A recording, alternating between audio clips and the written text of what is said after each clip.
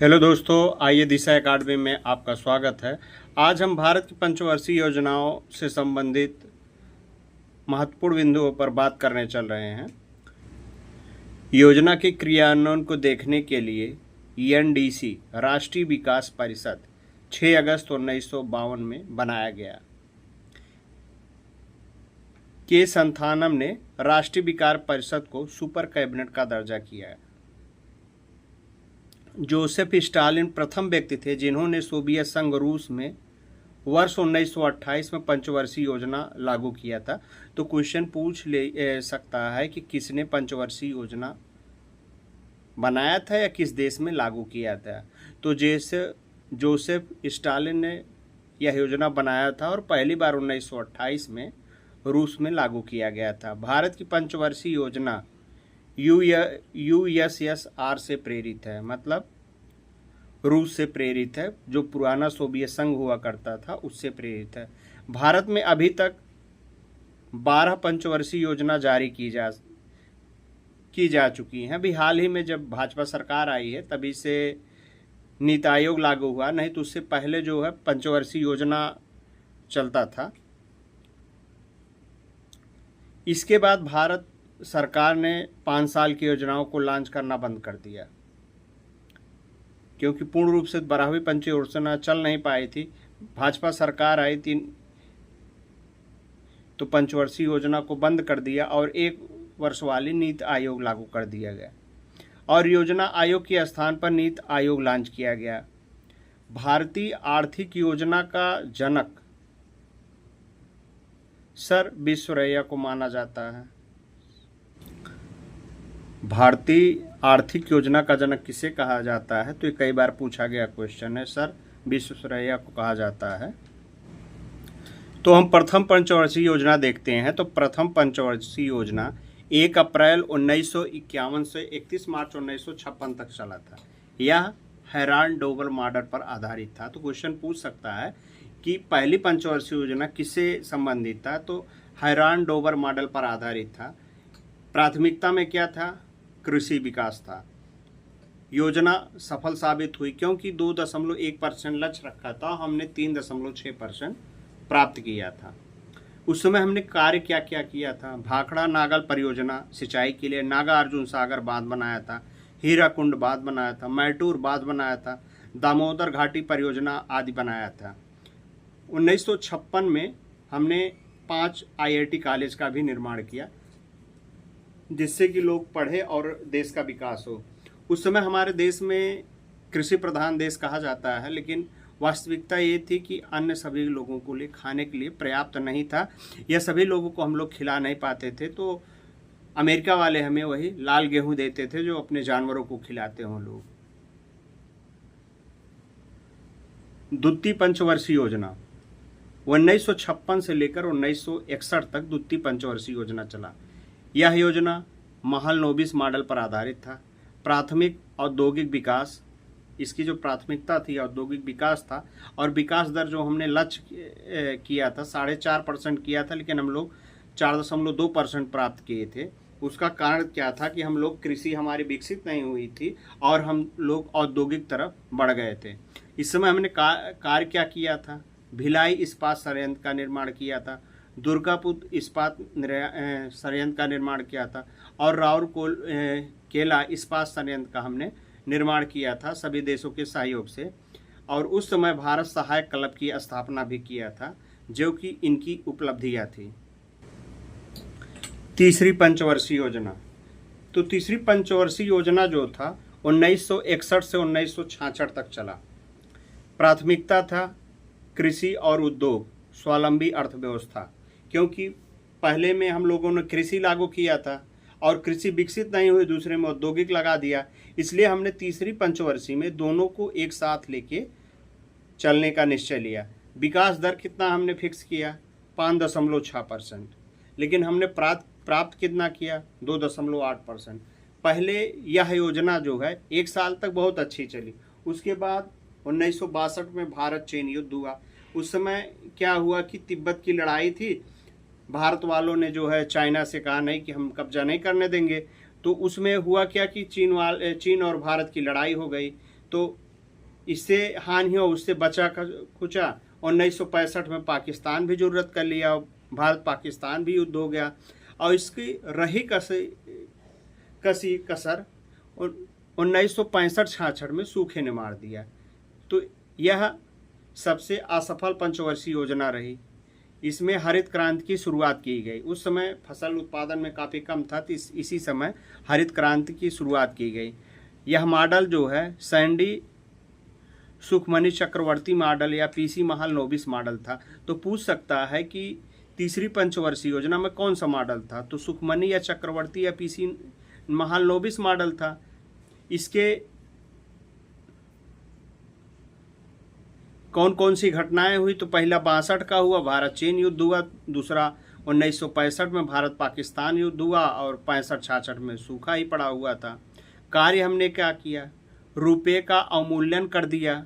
Bokaro iron steel company रूस के सहयोग से हमने बनाया, क्योंकि हमारे देश में निर्माण में रूस का काफ़ी योगदान है, एक बड़े भाई के रूप में उसने हमारा सहयोग दिया। यूटीआई 1964, आईडीबीआई 1964, आईसीआई बैंक 1965 में हमने इतने बैंकों का निर्माण किया। इस समय योजना अवकाश जो था 1966 से लेकर 1969 तक हमने योजना अवकाश किया। तीसरी पंचवर्षीय योजना की असफलता का कारण सरकार प्लान हॉलिडे घोषित करने पर मजबूर थी। इस काल में वार्षिक योजनाएं चली, इसीलिए इसे पंचवर्षीय योजना अवकाश काल कहा गया।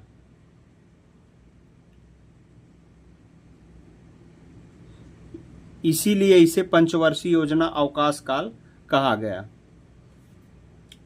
क्योंकि यह शुरुआत से ही फेल होती गई। चौथी पंचवर्षीय योजना 1969 से 1974 तक चली। उद्देश्य स्थिरता के साथ आर्थिक विकास और आत्मनिर्भरता की प्राप्ति इसका उद्देश्य था। योजना का प्रारूप डीआर गाडगिल मॉडल पर आधारित था, अतः इसे गाडगिल योजना भी कहा गया। मॉडल अशोक रुद्र और एएस मात्रे इस मॉडल पर बनाया गया था। कार्य 14 बैंकों का राष्ट्रीयकरण किया गया। परिवार नियोजन कार्यक्रम की शुरुआत किया गया, इंदिरा गांधी का देन था। भूमिगत प्रमाण परीक्षण इस्माइल बुद्धा इसमें किया गया। सूखा संभावित क्षेत्र कार्यक्रम की शुरुआत किया गया और इसरो की स्थापना किया गया। तो इसमें सबसे अच्छा हमने क्या किया, इंदिरा गांधी ने जब प्रमाण परीक्षण किया था छोटे स्तर पर, तो उन्होंने ये कहा था, जब अमेरिकन पूछा आप ये कर रहे हैं क्यों, तो इन्होंने कहा कि हमारे यहाँ पहाड़ बहुत ज़्यादा है, उसको तोड़कर हम खेती करने के लिए ऐसा कर रहे हैं, और इसरो का स्थापना किया था। तो इसमें पूछ सकता है किस योजना के तहत 14 बैंकों का राष्ट्रीयकरण किया गया था, या किस योजना के तहत इस्माइल बुद्धा प्रमाण परीक्षण किया गया था, या इसरो की स्थापना किया गया था। तो ये सभी कार्य पंचवर्षीय योजना के तहत किया गया था, चौथी पंचवर्षीय योजना के तहत।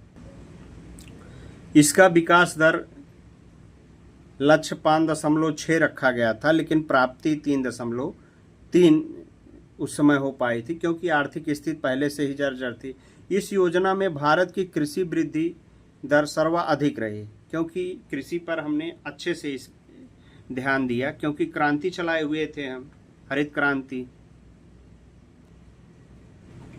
1974 से 1978 तक 4 वर्ष में बंद कर दिया गया था। यह योजना 4 वर्ष तक ही चला था, क्योंकि उसके बाद मोरारजी देसाई सरकार आ गई थी, इसलिए 4 वर्ष में बंद कर दिया था। मॉडल डीपी धर मॉडल था। उद्देश्य गरीबी निवारण एवं आत्मनिर्भरता की प्राप्ति था। इसमें गरीबी हटाओ उन्मूलन का नारा पहली बार दिया गया था। 20 सूत्री कार्यक्रम 1975 में शुरू किया गया था। भारतीय राष्ट्रीय राजमार्ग प्रणाली की शुरुआत किया गया था, क्योंकि विकास पर ध्यान दिया गया था। क्षेत्रीय ग्रामीण बैंकों की स्थापना किया गया था। इस योजना की शुरुआत एमएनपी न्यूनतम आवश्यक कार्यक्रम शुरू किया गया था। इसका जो विकास दर था 4.4% रखा गया था, लेकिन यह 4.8% प्राप्त किया था। भारत में आपातकाल की घोषणा उस समय कर दी गई थी क्योंकि मोरारजी देसाई सरकार थी। 4 वर्ष तक इंदिरा गांधी सरकार चली। इसके बाद मोरारजी देसाई की जनता पार्टी सत्ता पर आई और इस पंचवर्षीय योजना को 1 वर्ष पहले ही खारिज कर दिया गया और अनवरत योजना रोलिंग प्लान को लागू कर दिया गया। क्योंकि आज हो या पहले हो, एक सरकार दूसरे सरकार की योजनाओं को लागू नहीं करती है, इसीलिए ऐसा किया गया। रोलिंग प्लान का तात्पर्य ऐसी योजनाओं से है जिसमें योजना की प्रभावशालीता का मूल्यांकन वार्षिक रूप से किया जाता है और इस मूल्यांकन के आधार पर अगले वर्ष एक नई योजना बनाई जाती है। परिणाम स्वरूप इस पूरी योजना में आवंटन और लक्ष्य दोनों को अपडेट किया जाता है। जैसे इस समय नीति आयोग लगा है कि हर साल उस योजना को अपडेट किया जाएगा। रोलिंग प्लान को गुरनार मिडरल द्वारा रोलिंग प्लान को गुरनार मिडरल द्वारा प्रतिपादित एशियन ड्रामा पुस्तक किया गया था। भारत में लागू करने का श्रेय डीटी लकड़वाला को दिया जाता है। इसमें नोट्स है।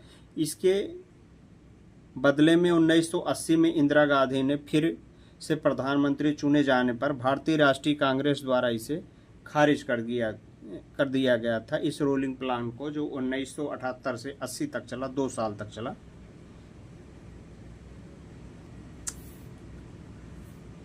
छठवीं पंचवर्षीय योजना 1980 से 1985 तक चला। उद्देश्य रोजगार सृजन था। नाबार्ड की स्थापना 1982 में किया गया शिवराम समिति की सिफारिश पर। तो पूछा जाता है नाबार्ड की स्थापना कब हुआ था, किस समिति की सिफारिश पर हुआ था। तो 1982 में शिवराम समिति की सिफारिश पर हुआ था। ग्रामीण बेरोजगारों के उन्मूलन से संबंधित कार्यक्रम लागू किया गया था। विकास दर 5.2% लक्ष्य निर्धारित किया गया था, लेकिन इसने 5.7% प्राप्त किया था। नोट: यह पंचवर्षीय योजना अर्थव्यवस्थाओं के लिए एक बड़ी सफलता बनी। 6 बैंकों का राष्ट्रीयकरण किया गया, पहले 14 का किया गया था। 1982 में एक्सिम बैंक की स्थापना किया गया। इस पंचवर्षीय योजना में नेहरू समाजवाद का अंत कर दिया गया। 7वीं पंचवर्षीय योजना 1985 से 1990 तक था। प्राथमिकता रोजगार, शिक्षा एवं जन स्वास्थ्य पर था। भोजन, काम और उत्पादन का नारा दिया गया। विकास दर 5% निर्धारित किया गया, लेकिन प्राप्त 6.1% किया गया। कार्य: पहली बार गरीबी की माप लकड़वाला समिति द्वारा कराई गई। जवाहर योजना की शुरुआत की गई। 1991 से 92 यह योजना का अवकाश का समय था, जिसमें वार्षिक योजनाएं चलाई गई थी। 1991 में भारत की विदेशी मुद्रा भंडार के संकट का सामना करना पड़ा। $1 अरब के भंडार देश के पास बचे थे। उस समय एलपीजी उदारीकरण, निजीकरण और वैश्वीकरण की शुरुआत की गई। तो ये कभी कभी पूछा जा सकता है कि एलपीजी मॉडल की शुरुआत कब की गई थी। तो या मनमोहन जी इस समय वित्त मंत्री थे, उस समय उन्होंने उदारीकरण, निजीकरण और वैश्वीकरण लागू किया था। यह योजना उन्हीं की देन थी। 8वीं पंचवर्षीय योजना देखते हैं। तो 1992 से 1997 में 92 से 97 तक चली थी। मॉडल था जॉन डब्ल्यू मिलर मॉडल था। उद्देश्य कृषि मानव संसाधन का विकास था। 1 जनवरी 1995 में भारत विश्व व्यापार संगठन का सदस्य बना। 1993 में प्रधानमंत्री रोजगार योजना की शुरुआत की गई। तो कई बार पूछा जाता है कि प्रधानमंत्री रोजगार योजना की शुरुआत कब हुई, तो 1993 में हुई। तो इस समय विकास दर लक्ष्य जो निर्धारित किया गया था 5.6 किया गया था, लेकिन हमने प्राप्त 6.8 किया था। तो 8वीं पंचवर्षीय योजना के विशेषता क्या थी कि विश्व व्यापार संगठन का सदस्य बना था और कृषि मानव संसाधन विकास उद्देश्य बनाया गया था। नौवीं पंचवर्षीय योजना है 1997 से 2002। प्राथमिक इसकी जो प्राथमिकता थी न्यायपूर्ण वितरण एवं समानता पर बल दिया गया था। विकास दर जो था इसका लक्ष्य था 6.5 रखा गया था, लेकिन हमने 5.4 प्राप्त किया था। अंतर्राष्ट्रीय मुद्रा के कारण असफलता का सामना करना पड़ा क्योंकि हमारे पास उस समय विदेशी भंडार काफ़ी कम था। 10वीं पंचवर्षीय योजना 2002 से 2007 तक चली। प्राथमिकता क्या था? गरीबी व बेरोजगारी को समाप्त करना या सामाजिक न्याय या समानता लाना। अगले 10 वर्ष में प्रति व्यक्ति आय को दुगना करना। विकास दर 8% रखा गया था, लेकिन 7.7% ही प्राप्त किया गया, क्योंकि चाहे 1951 से लेकर आज तक गरीबी हटाओ का नारा दिया गया, लेकिन गरीबी नहीं हटा, लेकिन राजनेता लोग अपनी रोटियां सेकने में काफ़ी सफल हो गए हैं। और 11वीं पंचवर्षीय योजना 2007 से 2012 तक चली। प्राथमिकता तीव्रता एवं समावेशी विकास था। विकास दर 9% रखा गया था, लेकिन 7.9% प्राप्त किया था। कार्य क्या था? आम आदमी बीमा योजना, प्रधानमंत्री आदर्श ग्राम योजना की शुरुआत की गई। शिक्षित बेरोजगारी 5% से कम करना था। 5% से अधिक वनारोपण में वृद्धि करना था। नोट: यह सर्वाधिक वृद्धि वाली पंचवर्षीय योजना थी, क्योंकि यहाँ इसके बाद कांग्रेस का अंत हो गया था। तो 10वीं पंचवर्षीय की विशेषता क्या थी? तो इस समय अगले 10 वर्षों में प्रति व्यक्ति आय दुगनी करनी थी, जो कि एक अच्छी सोच थी। और आज जो है मोदी जी जो है किसानों की आय दुगनी कर रहे हैं। 11वीं पंचवर्षीय योजना में क्या हुआ था?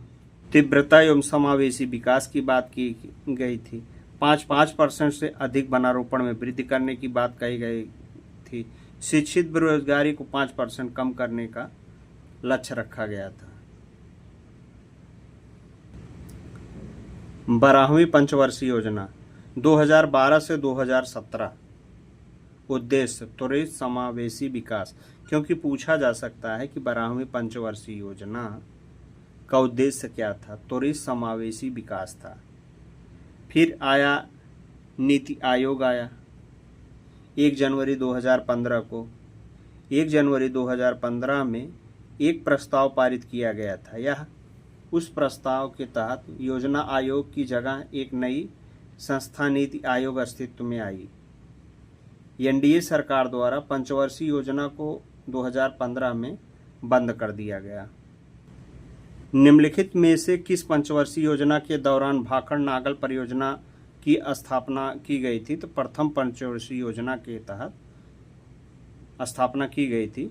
दूसरा क्वेश्चन है कि शिक्षा के अधिकार अधिनियम 2009 को किस पंचवर्षीय योजना के दौरान लागू किया गया था?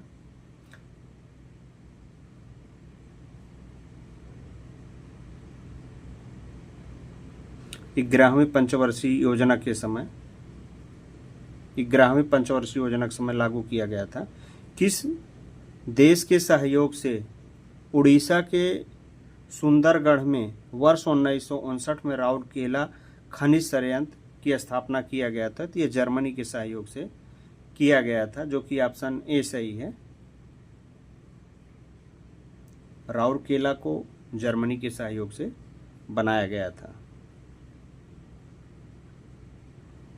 किस योजना के दौरान राष्ट्रीय कृषि और ग्रामीण विकास बैंक नाबार्ड की स्थापना किया गया था? 6वीं पंचवर्षीय योजना के तहत किया गया था, क्योंकि किसानी के लिए कोई लोन नहीं दे रहा था, जिसके तहत नाबार्ड गारंटर बनता था बैंकों से और अनिवार्य कर दिया गया था कि आप इतने % लोन ग्रामीणों को देना अनिवार्य है। किस योजना के सहयोग से छत्तीसगढ़ में दुर्ग जिले में वर्ष 1959 में भिलाई खनिज संयंत्र स्थापित किया गया था? जर्मनी, रूस, यूनाइटेड किंगडम, अमेरिका। तो रूस के सहयोग से भिलाई खनिज संयंत्र की स्थापना किया गया था 1559 में। निम्नलिखित में से किस पंचवर्षीय योजना में 14 बैंकों का राष्ट्रीयकरण किया गया था?